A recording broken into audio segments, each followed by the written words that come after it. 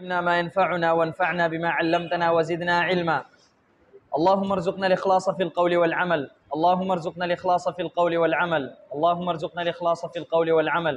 اللهم اغفر لنا ولمشايخنا ولكل من أعاننا في طلب العلم ووالدينا ووالديهم والحاضرين والمسلمين جميعا. اما بعد، آج ہم نے انشاءاللہ تعالی مذہب حنبلی کے بارے میں پڑھنا ہے۔ مذہب حنبلی جو ہیں یہ امام احمد بن حنبل کے طرف منسوب ہیں، اور اس مذہب کے انچارج اور رائد جو ہیں وہ امام احمد ہیں۔ تو سب سے پہلے امام احمد کے بارے میں ہم پڑھیں گے، اس کے بعد امام احمد کے مذہب کے بارے میں۔ اچھا، تو سب سے پہلے ہم نے امام احمد رحمہ اللہ کا نام اور نسب پڑھنا ہے۔ اسمہ و نسبہ، امام احمد کا نام ہے ابو عبداللہ، یہ ان کا اسم کنیہ ہے۔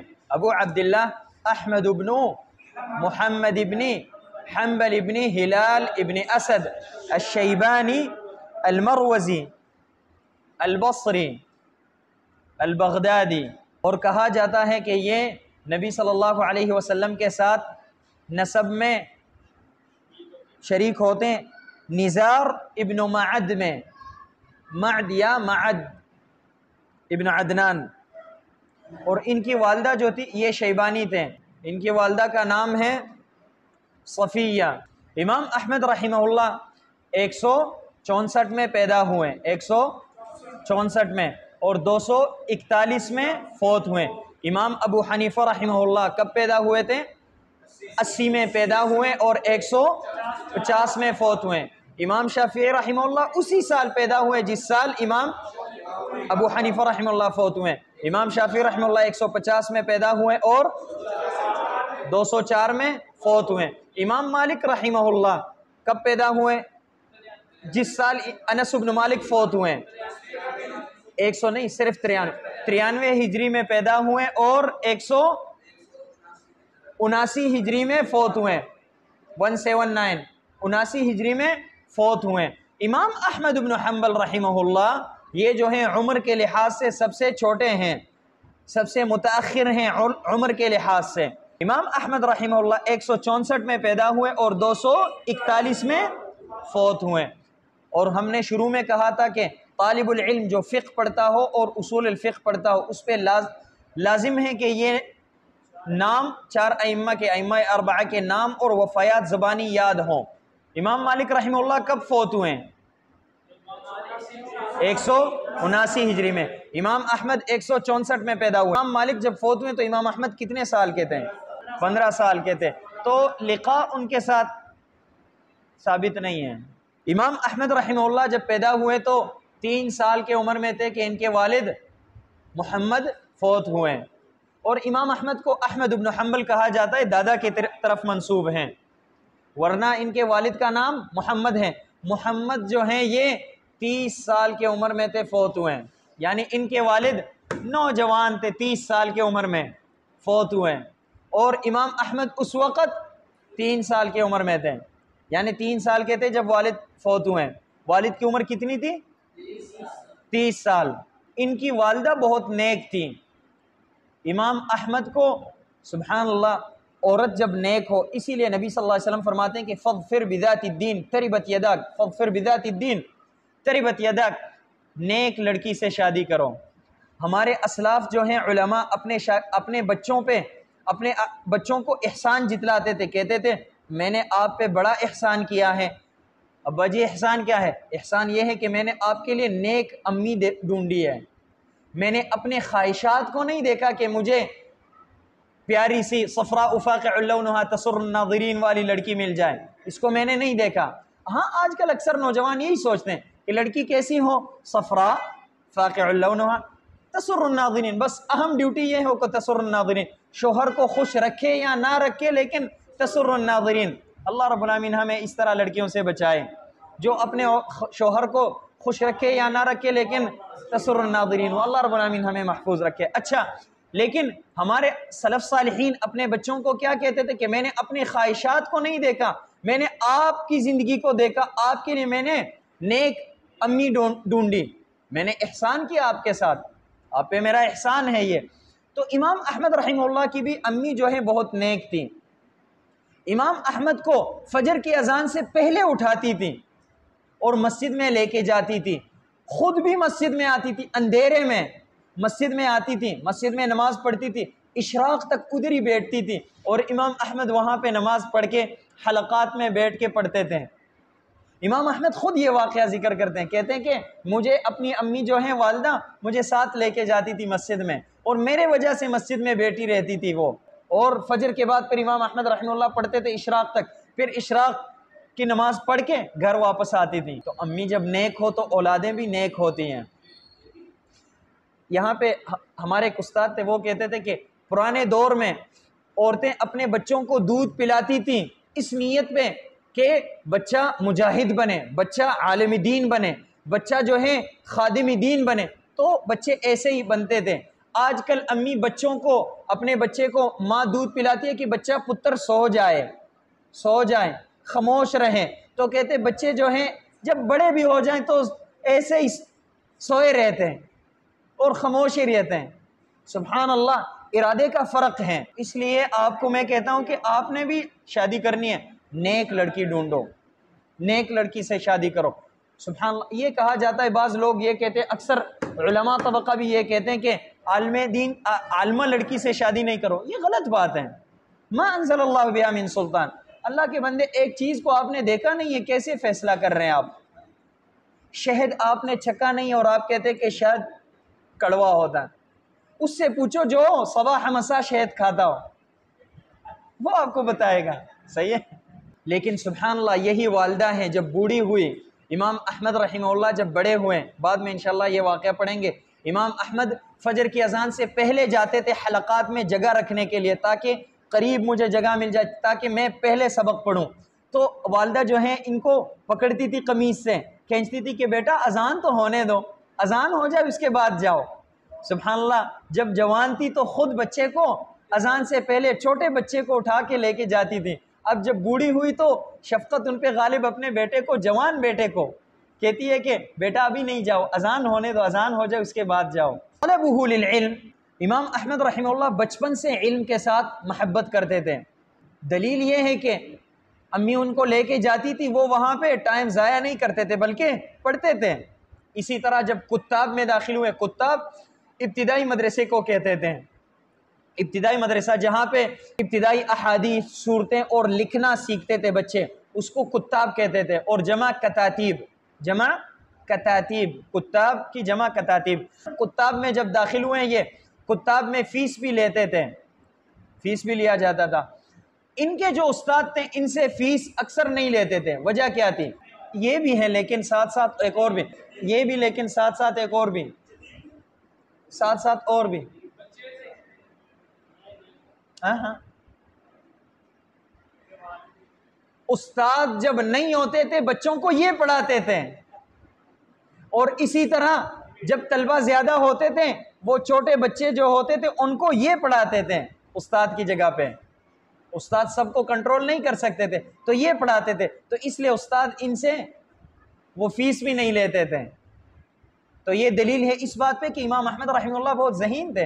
امام احمد رحمہ اللہ کے جو سب سے پہلے استاد ہیں، علم جو انہوں نے حاصل کیا، ابو معاویہ حشیم ابن بشیر ہیں، اور اسی طرح ابو یوسف یعقوب ابن ابراہیم الانصاری، القاضی ابو یوسف یعقوب ابن ابراہیم الانصاری، ان سے انہوں نے علم حاصل کیا۔ ان کے علم کے بارے میں بعد میں پڑھیں گے انشاءاللہ۔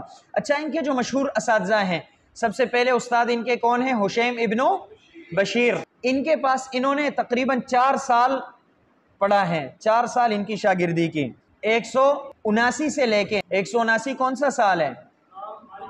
جس سال امام مالک فوت ہوئے، اس سال سے لے کے 183 سال تک، یہ یعنی 4 سال ان کے ساتھ رہیں، اور اسی اثناء میں ابو یوسف سے بھی پڑھتے رہے، کیونکہ ابو یوسف یعقوب ابن ابراہیم الانصاری کب فوت ہوئے ہیں؟ امام ابو حنیفہ کے شاگرد 182 میں فوت ہوئے، وہ 182 میں، اور یہ استاد 183 میں فوت ہوئے۔ 183 میں امام امام احمد رحمہ اللہ کی عمر کتنی تھی؟ 164 میں پیدا ہوئے، 183 تک نہیں 18-19 سال تقریباً. تو یہ اچھا 4 سال پہلے انہوں نے شاگردی شروع کی تو کتنے سال کے تھے؟ 15 سال کے تھے. 14-15 سال کے تھے جب انہوں نے فقہ شروع کیا. مطلب یہ کہ اس سے پہلے انہوں نے قرآن بھی حفظ کر لیا اور لکھنا بھی سیکھ لیا, کتاب سے فارغ بھی ہوئے, اور اس کے اہل بنے کہ بڑے بڑے علماء کے پاس جائے, القاضی ابو یوسف کے بعد پاس جائے اور حشیم ابن بشیر کے پاس جائے پڑھنے کے لیے. اسی طرح ان کے اساتذہ میں سے جو ہیں امام شافعی رحمہ اللہ, امام شافعی بھی ان کے اساتذہ میں سے ہیں. ہاں, کیونکہ بعد میں قاضی ابو یوسف فوت ہوئے ہیں. امام شافعی رحمہ اللہ, محمد بن ادریس الشافعی, اسی طرح ابن علیہ بھی ان کے استاد ہیں.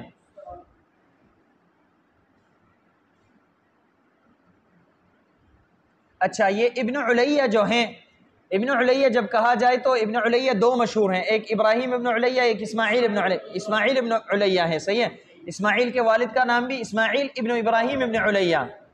اچھا, اس کے بعد وکیع ابن الجراح, اور اسی طرح ابن عیینہ, اور اسی طرح ابو داود الطیالسی, اور نعیم ابن حماد, اور اسی طرح عبد الرحمن ابن مہدی.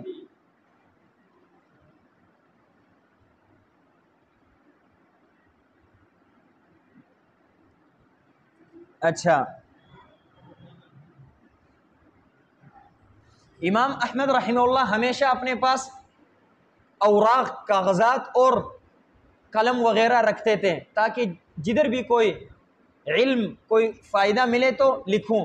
تو کسی نے کہا ان کو کہ امام احمد کو, انت امام الدنیا, امام اہل دنیا کے امام ہو, اور پھر بھی یہ چیزیں اپنے پاس رکھتے ہو لکھنے کے لیے. وَأَنْتَ إِمَامُ الْمُسْلِمِينَ, تو انہوں نے کہا کہ مع المحبرۃ الی المقبرہ, کہا کہ آپ پھر بھی محبرہ اپنے پاس رکھتے ہو. انہوں نے کہا کہ مع المحبرۃ الی المقبرہ, مقبرے تک میں محبرہ ساتھ ہی لے کے جاؤں گا, یعنی مقبرے تک, مرنے تک میں اپنے پاس ہی رکھوں گا یہ, اور لکھتا رہوں گا, سیکھتا رہوں گا.